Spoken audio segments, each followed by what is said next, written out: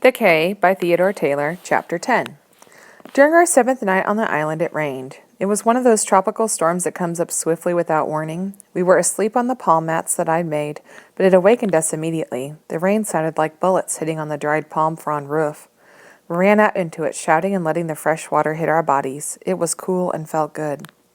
Timothy yelled that his catchment was working. He had taken more boards off the top of the raft and had made a large trough that would catch the rain.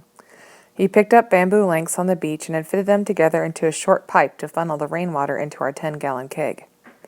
It rained for almost 2 hours, and Timothy was quite angry with himself for not making a second catchment because the keg was soon filled and overflowing. We stayed out in the cool rain for 20 or 30 minutes and then went back inside. The roof leaked badly, but we didn't mind. We got our mats and opened our mouths to the sweet, fresh water. Stew Cat huddled in a miserable ball over in the corner, and Timothy said not enjoying it at all. I liked the rain because it was something I could hear and feel, not something I must see. It peppered in great bursts against the frond roof, and I could hear the drips as it leaked through. The squall wind was in the top of the palms, and I could imagine how they looked in the night sky, thrashing against each other high over our little cay. I wanted it to rain all night. We talked for a long time when the rain began to slack off. Timothy asked me about my mother and father. I told him all about them and how we lived in Charloux, getting very lonesome and homesick while I was telling him. He kept saying, dat be true?" Then Timothy told me he could remember from his own childhood. It wasn't at all like mine. He'd never gone to school and was working on a fishing boat by the time he was 10. It almost seemed the only fun he had was once a year at Carnival, when he'd put frangipani leaves around his ankles and dress up in a donkey hide to parade around with the maquijumbis, the spirit chasers, while the old ladies of Charlotte Amalie danced the bombola around them. He chuckled. "I drink plenty rum those 3 days of Carnival." I could picture him in his donkey skin, wheeling around to the music of the steel bands. They had them in Willemstad, too. Because it had been on my mind, I told him that my mother didn't like black people and asked him why. He answered slowly, "I don't like some white people my own self, but 'twould be outrageous if I didn't like any of them." Wanting to hear it from Timothy, I asked him why there were different colors of skin, black and white, brown and red. And he laughed and said, "Why, be fish different color, or flower be different color. I true don't know, Philippe, but I true think beneath the skin is all the same." Herr Chapter had said something like that in school, but it didn't mean quite as much as when Timothy said it. Long after he'd begun to snore in the dripping hut, I thought about it. Suddenly I wished my father and mother could see us there together on the little island. I moved closer to Timothy's big body before I went to sleep. I remember smiling in the darkness. He felt neither white nor black. In the morning, the air was crisp and the cay smelled fresh and clean. Timothy cooked a small fish, a pompano, that he'd speared at dawn down on the reef. Neither of us had felt so good or so clean since we'd been aboard the Haytow, and without discussing it, we both thought this might be the day the aircraft would swing up onto the Devil's Mouth, if that's where we were.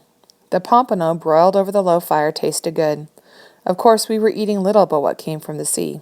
Fish, langosta, mussels, or the eggs from sea urchins, the small, black, round sea animals with sharp spines that attached themselves to the reefs. Timothy had tried to make a stew from seaweed, but it tasted bitter. Then he tried to boil some new sea grape roots, but they made us ill. The only thing that ever worked for him was sea grape leaves, boiled first in seawater, then cooked in fresh water. Above us, 40 feet from the ground, Timothy said, was a feast. Big, fat, green coconuts. When we'd landed, there were a few dried ones on the ground, but the meat in them was not very tasty. In a fresher one there was still some milk, but it was rancid. At least once a day, especially when we were around the hut, Timothy would say, "'Tis outrageous dem coconuts hang up in de sky when we could use de milk and meat." Or he'd say, "Timothy, my own self long ago could climb de palm very easy." Or hinting, and I guess looking up at them, "Philippe, I do believe you be getting outrageous strong here on de island." He made a point of saying if he were only 50 again, he could climb the trees and slice them off with his big knife. But at 70-odd, he did not think he could make it to the top. That morning over breakfast, Timothy said, looking at the tops of the palms, I'm sure, "A little milk from the coconut would be good right now, eh, Philippe?"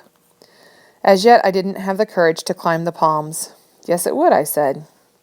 Timothy cleared his throat, sighing deeply, and put the coconuts out of his mind, but I knew he'd try me again. He said, "Dem devilin' coconuts aside, your mother would never be knowing you now." I asked why. "You are very brown and very lean," he said. I tried to imagine how I looked. I knew my shirt and pants were in tatters. My hair felt ropey. There was no way to comb it. I wondered how my eyes looked and asked Timothy about that.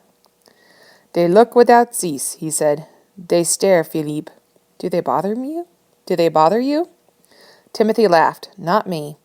"Every day I think, what rare good luck I have that you be here with my own self on this outrageous Hamburg Island." I thought a while, and then I asked him, "How long was it before that friend of yours, that friend in Barbados, could see again?" Timothy replied vaguely, "Oh, many months, I do recall." "But you told me on the raft it was only 3 days." "Did I say that?" "Yes." "Well," Timothy said, "'twas a long time ago, but he got his sight back to be true." He paused a moment and then said, "Now I tell you, we got much work to do today." I noticed more and more that Timothy always changed the subject when we began to talk about my eyes. He would make any kind of an excuse. "What work?" I asked. "Now, let me see," he said. "For one thing, we must make another catchment, and we must go to the reef for food, and—" I waited. Timothy finally exploded. "Now that's a lot of work, Philippe, to be true."